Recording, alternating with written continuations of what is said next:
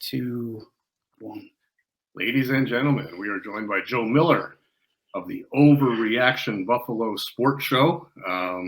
Things gearing up here with the season coming on. And Joe, thanks for joining us. And where are you calling in from? Where I'm in Lakeview, so I'm in Hamburg. So I'm right here in the South Towns with you guys. I was there the other night. We tried to get into that new place by the lake. Johnson's Landing. Saturday at 6:00. What were we thinking? So we ended up going to the Hamburg Brewery, which we really liked. Johnson's Landing is nothing but proof that if the lawmakers, politicians, and people that are in charge of this crap would invest in the Buffalo waterfront, that people would go there and our quality of life would go way up. But instead, we want windmills and warehouses for some. It's amazing. Yeah, it's amazing. It's like a layup, right? It's a layup to have. Oh, it's unbelievable. Josh, it's 3-story. Yeah, couldn't get here. Wow. Yeah, so, Joe, we asked you to be on the podcast, obviously, to talk about your football journey. We've had a number of media guys on. Some of them, the more traditional media guys like Mark Gaughan, Sal Capaccio. We've also had Matt Perino and Ryan Talbot on, from the podcasting end. I've liked, and admired your work from afar for a while now. So basically, can you just kind of talk us through how you got to where you are now? That's funny. I have a non-traditional story. So I have been in production. I'm a former recording artist. I've been in bands and was in a band, started, playing music a long time ago. So through that, you end up at some point in time when, technology does what it does, you buy recording equipment and production equipment. And that ends up in your house because you want to record your own stuff and you fumble your way through it. And you're contacting old engineer friends that have been nominated for Grammys and things. And it's not a name drop, but just so you can learn, right? So and you guys are going, you guys are going through this process, right? You go through the process of what microphone should I buy or have at least, do I need a DAW, blah, blah, blah, blah, blah. So I've got that part of my history. And then I ended up on staff at a church because I grew up in church in Columbus, Ohio, where I was the worship leader. So I was in charge of the music and I became the executive pastor, was over all of the creative, and then transitioned to New York. And I'm giving you kind of the short story all to get to the point, which is ended up being back in Buffalo at Life Church Buffalo in West Seneca, which is down the street from where you guys are. 2019, we were changing web platforms from Squarespace to WordPress. We were redesigning our entire website. There was 6 or 7 years history of podcasts on there that I had to find out because it was in my purview. It was part of my job. I'm not a preacher. I was just on staff at the church as a minister. It was part of my job to basically get all that stuff to the new website, of which seemed daunting. It's well, where is this stuff housed? Who owns it? You know what I mean? Do we own it? Can we get it? Do I download it one at a time? What is this nightmare process that I'm about to go through? So for me, getting into the weeds is the easiest way for me to learn. So 2 things. Number one, I was well, the easiest way for me to figure all this crap out is to do it, right? To start a podcast so I can learn how to upload it, how to download it, where does it go, all that stuff. Really not become an expert, but at least have working knowledge of all of this things, all the stuff that we do on the backside to make this stuff happen, right? Audio form only. At the same time, 2019, there was a lot of conversation around the Buffalo Bills, and I have been a rabid Buffalo Bills fan my whole entire life. I've been a season ticket holder in 97. The tickets have been in my family since 76, and that was the second time my grandfather bought in. Consequently, my grandfather is Joe Miller, my dad is Joe Miller, and I'm Joe Miller. So, passing the torch was easy from a name standpoint. So 97, I started buying in with my dad when my grandfather couldn't go anymore. And I now this year have actually taken him over. So now my dad is buying in with me. So the tickets are officially mine at this point. But I felt like my voice wasn't being heard. So I was listening to all the podcasts that were out in 19. I was listening to WGR 55. I was listening to all the media outlets. And I felt like the things that I felt about the Bills wasn't being said. And it wasn't an X's and O type of a perspective. It was very much, I'm a fan and I feel like I've got the same voice as every other fan, right? I feel the same things about Josh Allen, the same things about this team and kind of what's going on. So I was like, you know what? I'm going to start a podcast for 6 weeks, 8 weeks, figure this whole thing out. At least I've got something I'm passionate to talk about. And then it just went nuts. Like literally, Fanatics ended Judge from Fanatics. He was with Fanatics at the time, was in charge of their podcast network. Was like, hey man, we'd like you to join our team. I joined their team. Ended up on their YouTube stuff as far as like the vidcast stuff, and then like from there it just kept growing, and like then went to rumblings, and it's just the whole thing is wildly unexpected. Was not intentional. What went from a 6 to 8 week project to figure something out for work to talk about the end of the 2019 season, just because turned into this, right? Wow. Which I've got a very loyal following. I don't proclaim to be an X's and O's expert. For me, my tagline is effectively, look, I'm going to tell you what I felt on the couch. When I was on the couch watching the game, I'm going to tell you what I felt right or wrong. And then I'm going to let Bruce Nolan, Greg Thompson, and all these guys sort it out. Joe Marino sort it out during the week. But I'm going to tell you what I saw, because more than likely what I saw is what you saw. And then we'll figure it out from there. Right. So, yeah, it's just wildly unexpected. Never asked for it. Never intended it. Boom. Here we are. And here you are. Yeah. So listen, the name is outstanding. So I got to ask, is it, you know, we put thought into our name. Josh and I both spent time, you know, working at One Bills Drive for various number of years, different positions. Josh was on the sideline for a year under Wayne Phillips. I was in the front office as director of football administration. But If the Walls Could Talk in Buffalo was kind of coming from a perspective of, you know, we were in the building, we kind of know how things work, but we're fascinated by hearing stories like yours. An overreaction Buffalo. Was it one thing, like when you were contemplating the name and you know, heard fans overreact to something, or was it kind of a cumulative effect of a lot of overreactions where you thought, you know, I'm going to go on and we're going to talk people off the ledge, essentially? Or maybe it was his own overreaction. Maybe that could be too. Yeah. Well, what was it? It's a great name. So first of all, If These Walls Could Talk in Buffalo is a great name. So as a creative, like the name, the content, the you know, the concept for the show is like, so when people ask me, you know, I want to start a podcast, you know, what do I need to do? I'm like, well, the first thing you don't want to do is just buy a microphone and just start feeling like you're going to talk about the Bills. Like, you've got to have a concept to base the whole thing around. So I love your guys' name. It's one of the better ones that I've seen as far as and interacted with. So you guys are killing it. As far as my name goes, it's a cumulative effect. I mean, what do we do as Bills fans? We overreact. And by and large, kind of the catch to my show is I don't really overreact. There's a lot of guys out there that do lose their minds and fire this guy and fire that guy and cut this guy and cut that. Now, I try to bring a semblance of reality. I don't play nice. I'm not a, you know, if a guy isn't working out, right, I will clearly say, look, this guy just ain't it, right? I'm not, you know, I'm not a fanboy, and I'm not a, you know, everything is always great and everything is always going to be good. And if he's not working out now, maybe he'll work out later. I very much call it like I see it, which can be deemed as an overreaction because I kind of get ahead of some things sometimes as far as the way that I feel like this guy. So like I was kind of in on the Khalil Shakir, may not be everything that we think he is, kind of towards the end of last season, all the way through the off season, even through preseason and training camp this year. I've been taking it pretty hard from people that are like, that kid can play. He can even play the boundary. And I'm like, what have we seen from him that tells us he's a boundary wide receiver? So not only can he now, is he like in the slot and great if people would just give him a chance. If coach would just give him a chance, Shakir could be the guy. But now you're telling me he can play the boundary too. And it's, so I try to get out in front, which can sometimes be considered an overreaction. But at the same time, a lot of times when I'm out in front, I'm reacting to other people's overreaction. So it's a little bit of a play. And it literally just came to me, and I hemmed and hawed over it, as you guys probably did about yours, for about a week. And I was just like, man, that's a strong name. Am I really going to overreact? Do I want to put myself in a position where I have to perform an overreaction just to have a take? And it settled in nicely, just kind of not being that. I think overreaction works immediately after the game, whether it's Sunday, Monday after the game. Overreaction does not work on Thursday. You better have a crazy take, right, every single week if you're overreaction on Thursday, right? Yeah, you can't sustain. Otherwise, you're Stephen A. Smith, right? Like you can't, or Skip Bayless. You can't sustain that level of hot take, right? You know, and that's what I do appreciate about a bunch of the guys who, you know, cover the team and the post game shows. Guys on Cover One, you know, it's not hot take. It's not screaming, ranting, and raving. It's not just talking to talk.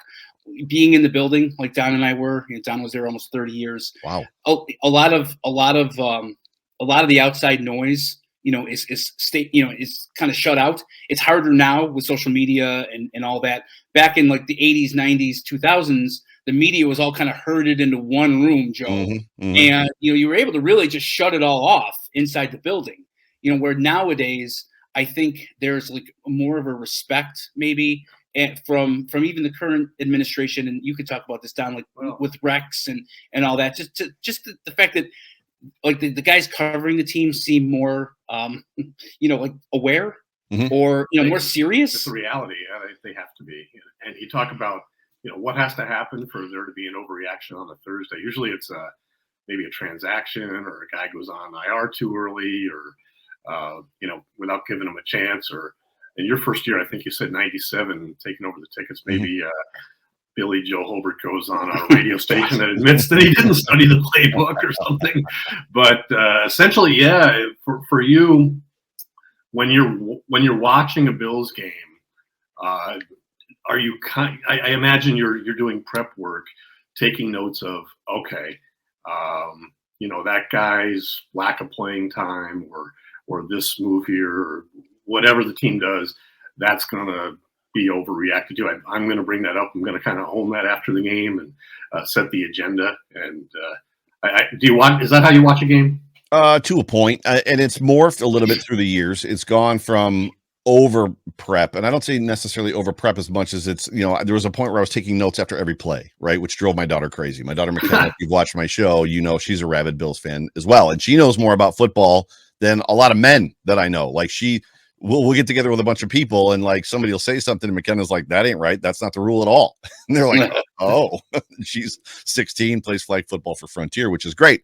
Right. So it's morphed a little bit and I'm constantly trying to whittle it down so I can continue to be a fan because Jay Spence the King and I are connected. We're best friends. We actually co-own Overreaction Sports Network, which is a thing that maybe someday will be a thing. But it's connected to my show, obviously. And we both have agreed that if it ever gets to the point where we're not fans first, we're going to stop doing this. Like, it's got to be, the passion has to be there. This isn't my job. This is a hobby, and I want to enjoy it. And the fact that I get to make a little bit of money makes my wife happy and allows me to step away for an hour 3 times a week between me, Fina, and Jay Spence, right? So all that to say this, when I watch the game, I take important notes, big plays, misses, things like that. And it's just a mash. If I could show you one of my iPhone notes, like it'll be just a mash of notes. And then what I do is I go back, I let the whole game simmer, win or loss. And then I go back about an hour and a half before my show airs. And then I go through and I just build an outline with those takes. And I'll begin to summarize and kind of move pieces around.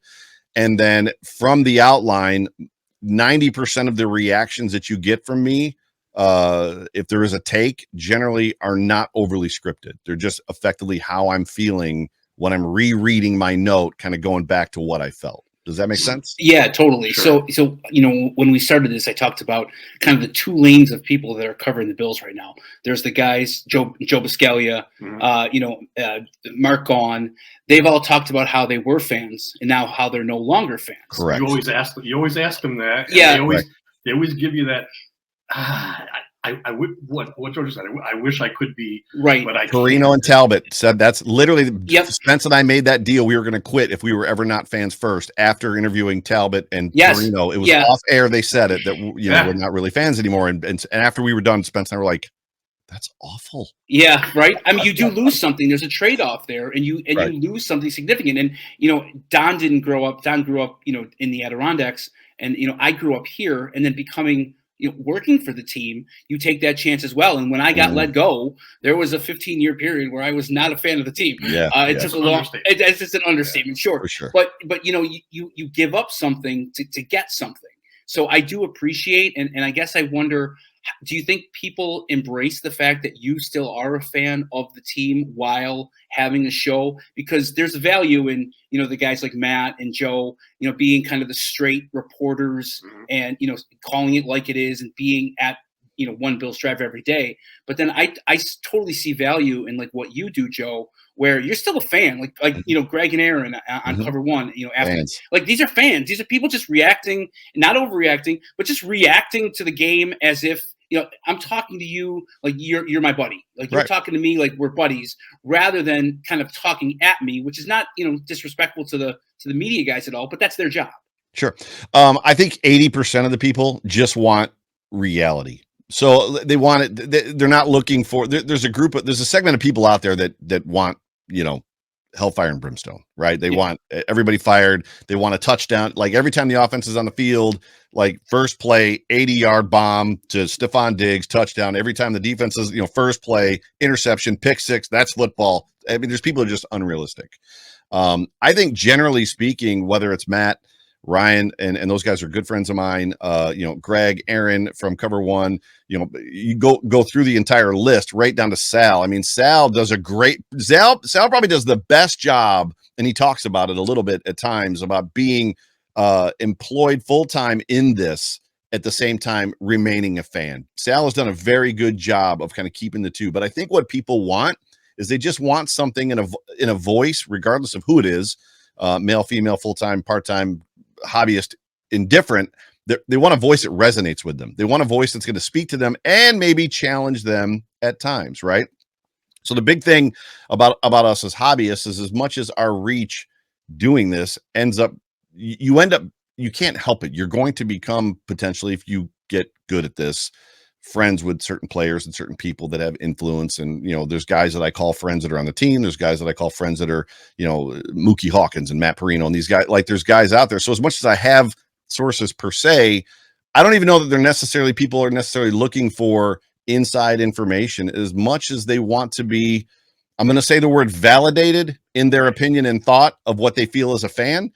And that can come from a hobbyist, that can come from a fan, and it can come from a full-time person. I don't necessarily know. I think people like Joe B, because before Joe B, and this was, during the 17-year drought, all the media was freaking negative about this football team.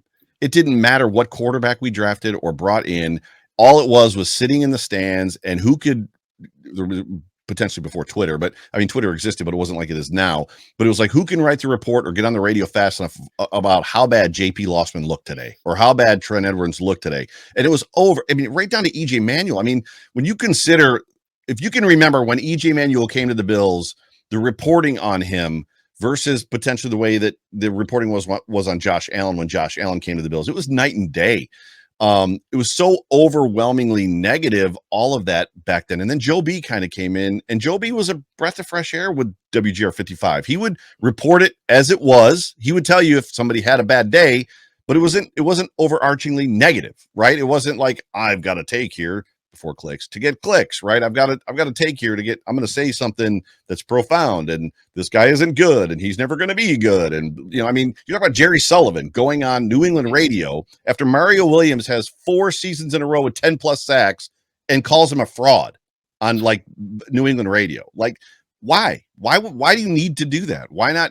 And I was furious when that happened. I remember being a fan and listening to that stinger from him and just being like, the audacity, like to do, like the dude has proven he's not a fraud. And now you're on the radio just to promote yourself. So I feel like people just want somebody to resonate, their voice to resonate with the way that they feel. That was a long answer. I'm sorry. No, it's a good answer. And I think it extends into regular news too. Like, we're polarized, but I think when people watch the news or any programming talking about current events, they don't want to be lied to. If you say your news, be news and try to be objective. If your commentary, okay, you're going to have your opinion. At least if you're open about, I do commentary, and come from one side or the other. Mm-hmm. At least know that it's opinion based, And so I like how you frame your own. The shtick during the drought, like the media guys became kind of the story, right? Because the team wasn't compelling. They weren't entertaining. So the media guys just kind of became, the entertainment and the story. And I mean, I guess I'll ask you this, Don, like being in the building, he was the director of football administration for basically the entire drought, which is kind of the running joke on our show here. So it's your fault, huh? Sure.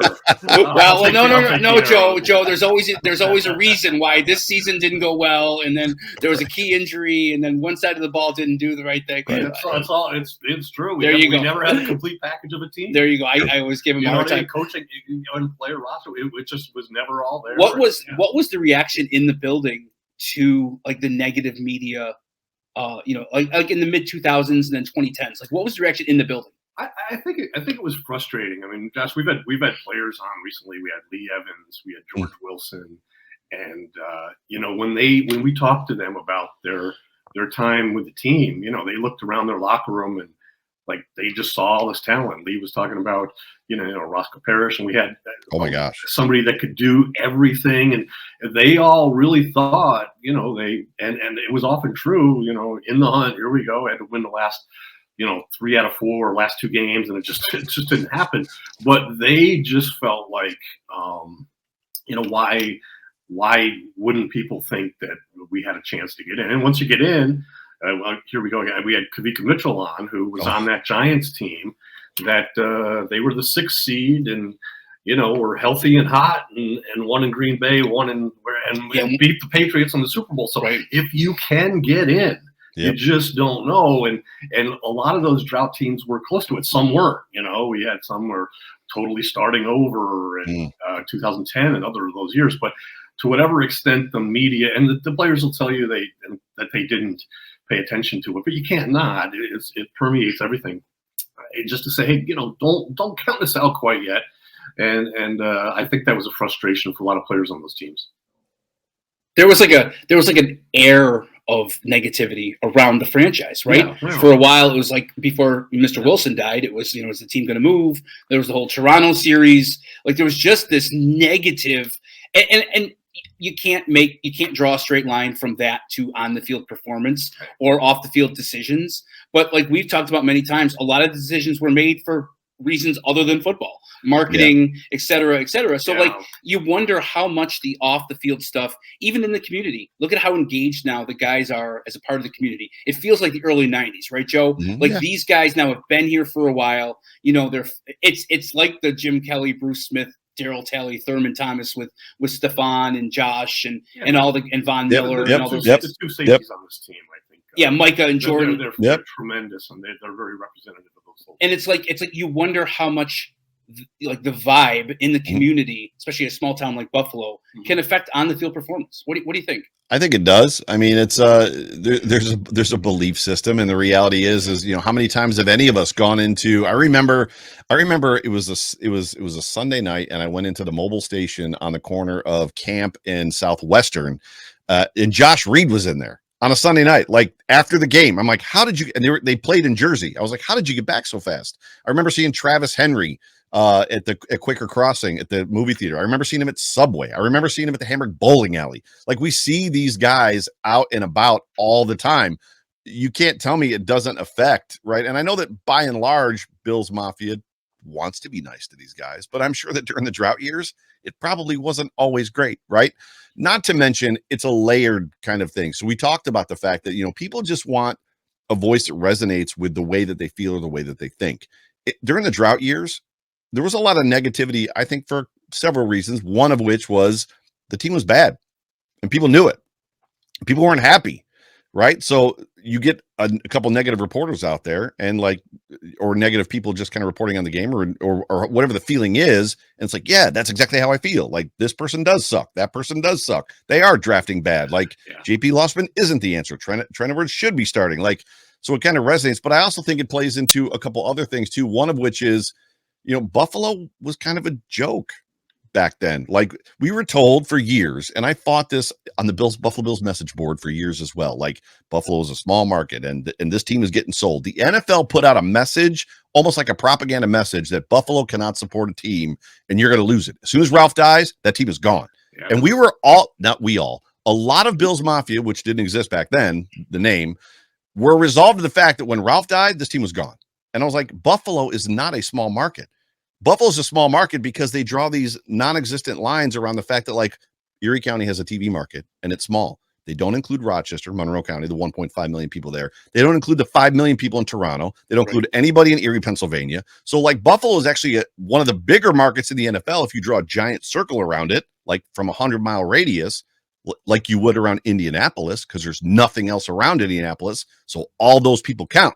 So anyways, all that to say this, when your market's a joke and you're a reporter who's trying to make a living, instead of defending the market you're in, sometimes it's easier to jump on the bandwagon. You're right, NFL Network. You're right, ESPN. This is bad, and this team is bad, and all this stuff is bad, right? So I think there's a lot of things that kind of pile into that negativity. But at the end of the day, we're in a much better space now, right? Where we are. Go ahead. I was saying, since the Pagulas came in and changed the culture, which you guys were probably both a part of it. Fina talks often about the culture change that happened when Donahoe and Greg Williams came in. He said it was like night or day. That team was different and it was bad, like immediate bad culture.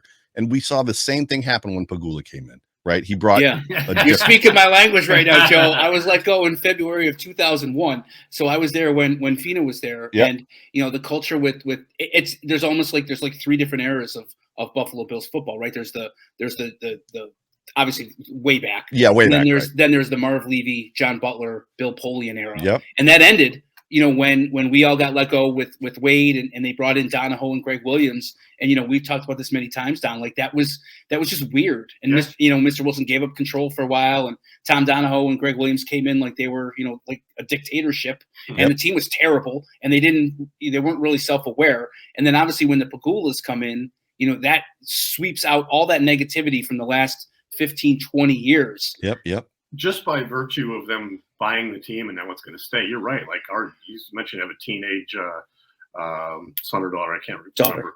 Daughter, yeah, I have two. I have a 13 and 16-year-old. 13 and 16. So like they don't have, when they look at this team, they have zero worries that it's ever going to move. Like That's right. Like my daughters, they're older now, but in their teenage years, that was always like, it would ask me all the time, I don't think we're moving, but it's, it scares me. Another thing too, regarding the drought, was and the difference between that team and this team is we just never, as we talked about earlier, never found that quarterback. Like Manuel was supposed to be that as a first round pick or Lossman. Neither of them panned out. The guy who did pan out for a while was brought in strictly to be a backup in Ryan Fitzpatrick. Right. And in a 4-team division, all we had to do was try to beat Tom Brady, and it just we couldn't compete. So you're scrapping for a wild card, and it just it just could never come together. But I'm so happy for, like, Josh has got sons now that are fans, my daughters and yours. And like, this is, they can invest themselves in this team, and the standards are higher, and just, the playoffs is a given, right? It feels like, it finally feels like, my boys are 10, they're twins. And it feels like it felt for, me growing up here, it feels like the community, something was missing. Something was missing in the community when the Bills were terrible for so long. And, you could never describe to somebody who didn't live here in the 90s, like when they won the AFC Championship games, and the merchandise tents would pop up on Sheridan Drive and Niagara Falls Boulevard, like the bootleg stuff on that Tuesday morning before the Super Bowl. Those were my teenage years. Those were my high school years. Like, there's that sense of community here that you can't generate unless the Bills are winning or if the Sabres are on a playoff run. And God forbid, that's been forever since the Sabres have been on a playoff run. So it's like, I'm so happy for my boys, for Don's daughters and your kids that like they're going to be able to experience that. Where for a long time, if you would have had to gamble, you would have said there's no chance that this team is going to stay. Right. Yeah. And that was the message that was sent, and it was received by a lot of Buffalonians, including my dad. My dad thought the Bills were definitely, the market can't sustain them. And I was a marketing major in college, so like I started doing a bunch of research back in 1997, like, well, how big is the Buffalo market, and is all this stuff true, right? So, but yeah, it's just interesting, the stuff that we tend to believe from the glowing box, right? The glowing box says it must be true. Give me a good Fina story.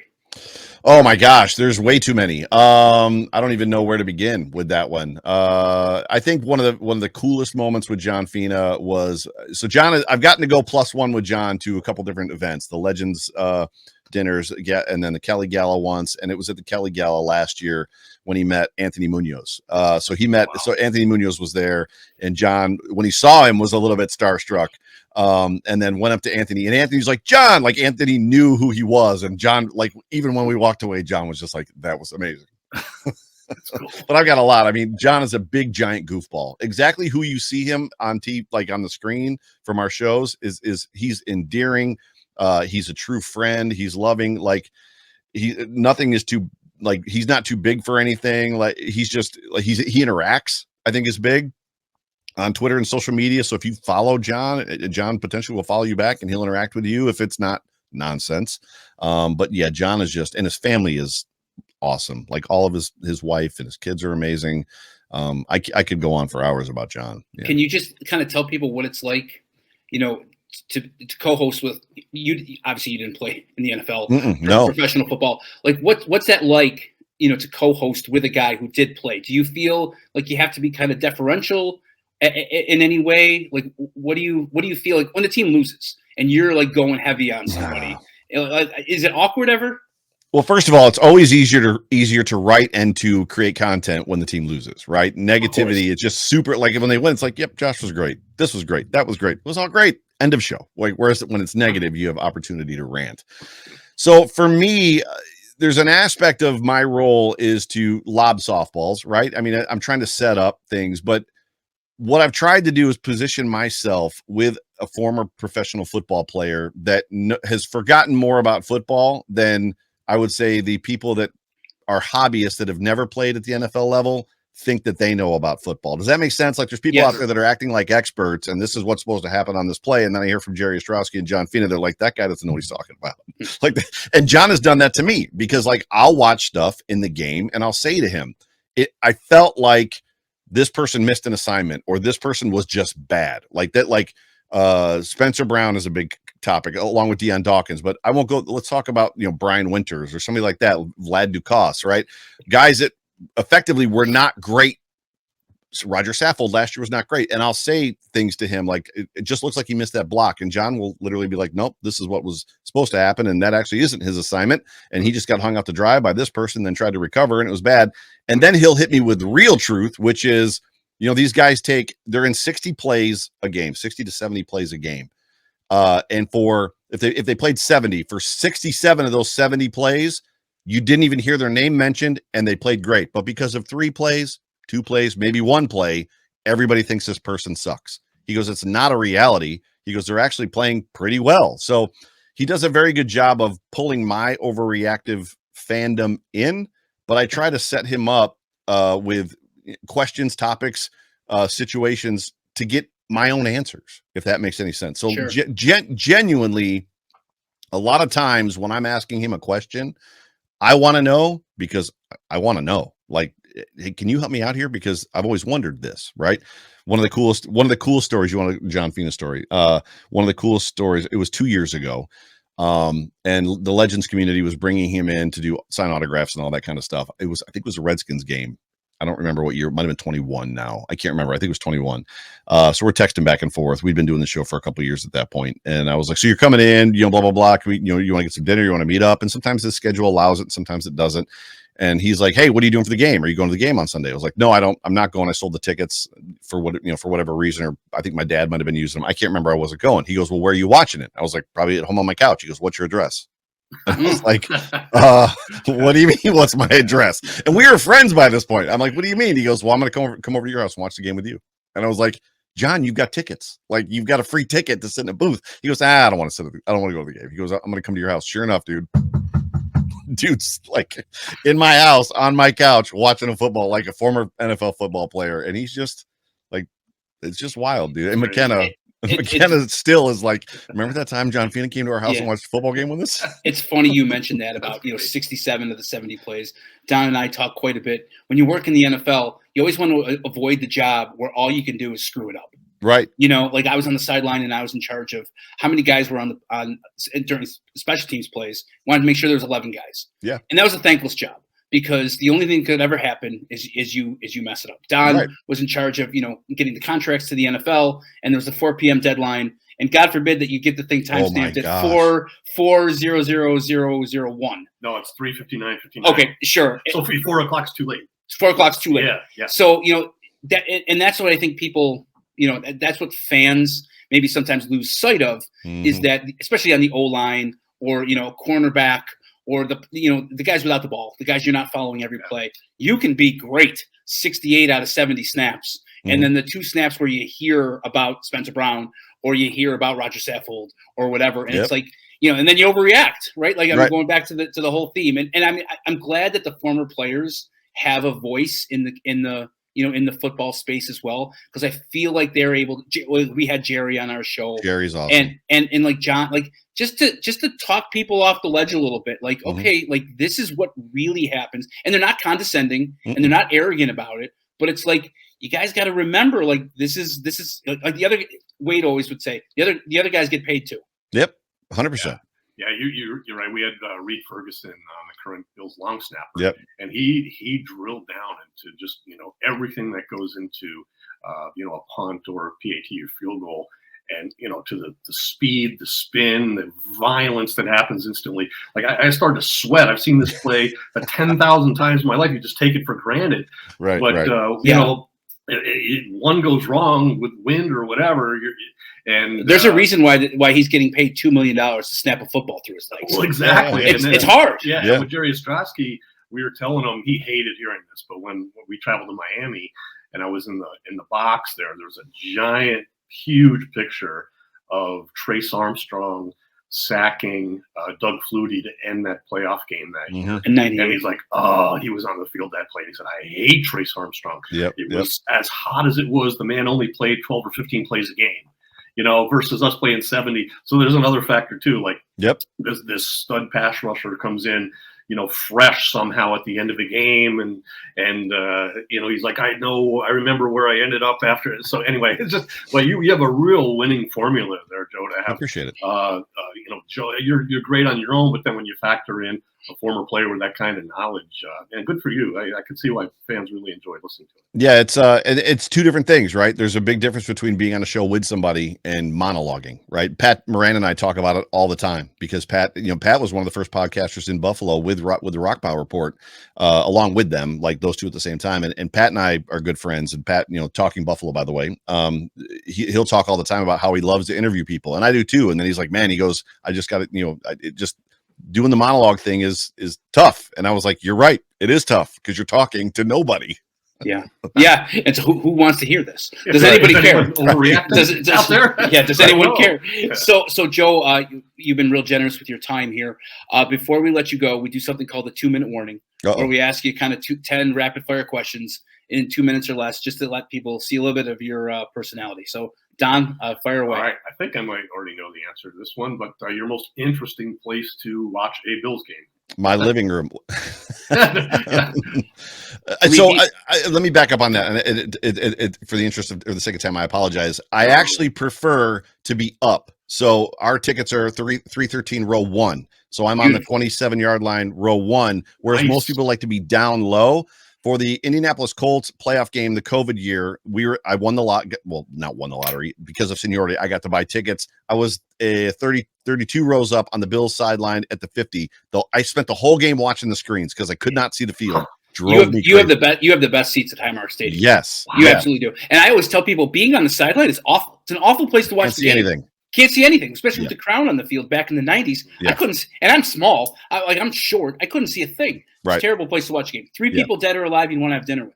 3 people dead or alive I want to have dinner with. Well, Jesus would be one. I would love to, believe it or not, I don't know if it's just because of the movie Aviator and just kind of the eclecticness of him, but Howard Hughes would be another one. When you think about a billionaire in the 20s, right? Yeah. And just the risks that he took. And I know that there's some embellishment in that movie. And a third one, that would be tough. Would want to have dinner with. I think there's possibly too many people to effectively list. I've met a lot of people that I admire. I'm going to stop at 2 because I don't know that I've got a third definite. No worries. We just saw the Kelsey Grammer movie on the Jesus Revolution the other night. Quite good. Oh yeah. Sideshow Bob is now. The Simpsons is now. I've always loved Frasier too, but Greg Laurie. I think it's Greg Laurie, right? That's his. It's somewhat of it based on a true story. It was well done. It was entertaining. Yeah. Yep. Okay, you're entering an arena. There's dry ice. You are the show. What's your entrance song? Oh, geez. It's always Alan Parsons' project, right? There you go. That's all. You can't go wrong there. One of the most amazing memories I have as a Bill season ticket holder was, I don't remember what year it was. It was during the drought, but I only remember them playing it like one time. It was only a couple times they did that as the players came out. It was early 2000s or mid 2000s. And like they did it. I was like, this song, like I didn't connect with what it was at the time. And I was like, because it's the Jordan entrance song, right? Sure. Yep. And I was like, this is amazing. That's funny you say that. Probably my favorite entrance, and you'll laugh. We were at the Jets, and we were 2-0. 2000 season started off, well, with two wins, and they had a flyover that day, and they were playing "Higher" by Creed. Oh, which is not a great song on its own, but it's blaring, and then the planes are going overhead, and I'm like, this shit's cool. I'm like, this is good stuff right here. Like, I mean, I could even get with Creed when you got like an F-16 or whatever flying overhead, and it's blaring. That was unbelievable. So people ask me, sidebar, I apologize. We're having a great conversation. This is fun. So you guys could probably attest to it because you were probably there. The loudest I have ever heard that stadium in my entire life, and I've been to a lot of football games even before 97 when I started buying with my dad, was the Lawyer Malloy game, the season opener. And it wasn't necessarily the 31 to nothing or whatever the score was. It was when they introduced Lawyer Malloy. Yeah. Literally, it was starting at safety, number, blah, blah. And then the crowd went so loud, it was just deafening. You could hear nothing. He had a pick and a sack. And yes. That game, I think for the for the 90s teams, for us, it was Carlton Bailey's interception against Elway in that second Denver game. And then Drayton Florence's pick during the drought. Was not at that game. So it was not at that game. That was a big one, but good call for sure. It was so loud. It was so loud at that moment. What's the best concert you've ever been to? Muse. So I've been to a lot of shows. I've seen a lot of good bands that nobody's ever heard of before. I'm a very glass rock kind of commercial. I like singable stuff with melodies. That's typically the kind of stuff that I write as well. As much as I can get into more stuff that's a little eclectic and Joe Satriani type stuff, and I can appreciate it for what it is. But I love it when a band can replicate who they are produced, if that makes any sense. And I've taken people that didn't like Muse to Muse shows, and they leave going, that's the best concert I've ever seen. Like, those guys are unbelievable. Believe it or not, Stryper from an 80s metal band. Dude, there's bands that I've seen, like, I was never a Winger fan. And like, I went and saw Winger, I don't even remember. And I couldn't believe how good Reb Beach was. And Kip Winger, I was like, these guys are amazing. Like, I didn't go buy a record, but I was like, these guys are crushing it. Like, the amount of stuff where I've been amazed by afterwards is like, and then the amount of huge bands that I've seen that it's like, these guys are awful. Just saw Luke Combs last year. What a show. Luke Combs was unreal. There's a reason that dude is selling out football stadiums. He's coming here for 2 shows. I have tickets. Right. I have tickets. Yeah. I have tickets to both. Next April. Good stuff. Yeah. Overall music lover. Seen a lot of concerts, but Muse by all means. Yeah. Some fringe names there. I like that. I haven't heard in a while. But okay, your favorite Buffalo restaurant, and what dish do you get there? Ooh, that's tough. So you're not going to necessarily possibly like my answer. I'm there. As much as I love Buffalo food and I love Buffalo food culture because I'm a son of Buffalo, I don't believe that every Buffalo restaurant has to have beef on weck, chicken wings, and a fish fry. Like, for me, give me something different. So we love Lucia's. We love Juicy Burger. There's a lot of places. I don't know that I've got a fit. What is it? 174, which used to be Daniel's, used to be Craft and Cork. Dude, we went there last week and went again this week. Clay Bowden talked about it 2 or 3 weeks ago. The lobster bisque at 174 in Hamburg will change your life. That's an endorsement right there. Yeah. And they are not skimpy on the lobster. It is like the lobster bisque at that restaurant is unbelievable. But there's a lot of good crafty type of restaurants that are now finally starting to pop up in Buffalo, which is great. Left Coast Taco, unbelievable, in East Aurora. My wife and I love food. Juicy Burger is really good. We went down there one time. What was your favorite cartoon growing up? Oh, goodness gracious. I'm old, so whether it's Woody Woodpecker or obviously Looney Tunes, and then you get into your little kid years, it's G.I. Joe, right? It just kind of depends on the phase of life that I was in as far as that goes, but probably Looney Tunes or Woody Woodpecker. All right. The most annoying fan base of another NFL team. Oh, Raiders. And it's not because of anything that has to do with California Raiders fans. There was a long time I would not go see the Raiders play, or I wouldn't go see the Bills play in Buffalo if the Raiders were coming into town. Why? Because for some reason, if you grew up in Warsaw, New York as a Raider fan, and you showed up at Ralph Wilson Stadium or the Rich Stadium you had to pick fights. It's like, this is not who you are. Why? So Raider fans for all intents and purposes, but the list is long as that's a specific answer. Raider fans from Warsaw, New York. That's our most specific answer yet, but Joe. You know what I'm saying? Like you're a Raider fan that's never been to California. Totally. Like you don't show up wearing helmets and weird stuff and pick fights with other people. That's not just go watch your team play, right? Yep. No, I totally get it. Jets fans, Cowboy fans, Dolphin fans, Patriot fans. I mean, come on. So, right. You can't answer Bruce Smith, Andre Reed, or Thurman Thomas. What former Bill would you want to put on the 2023 team? Right now? Yes. It's probably Takeo Spikes. Interesting answer. That's a good answer too. Yeah. Spikes. Can you drive a stick shift? Yes. Come on, dude. I'm 50. I learned how to drive on a stick shift. You'd be surprised how many people can. There's a lot of people that we've interviewed on this show that cannot. Did you go to college, Joe? Yep, I went to Evangel University. Well, I went to ECC for 2 years, and then I went south. So I went to 13th grade and 14th grade, and then I graduated from Evangel University in Springfield, Missouri. Okay, we ask people this, and we're about 40, 60. Did they have a fight song? They probably did, and I do not know it. Okay, because we always ask for 5 seconds of the alma mater of whoever we have on the show. But I'm a musician; I could make something up for you, but no, I don't remember. We wouldn't know. Well, all right, we're going to bring it home with your top 3 all-time sports favorite movies. Oh my gosh, dude! I'm a little random on this too. Mr. Baseball.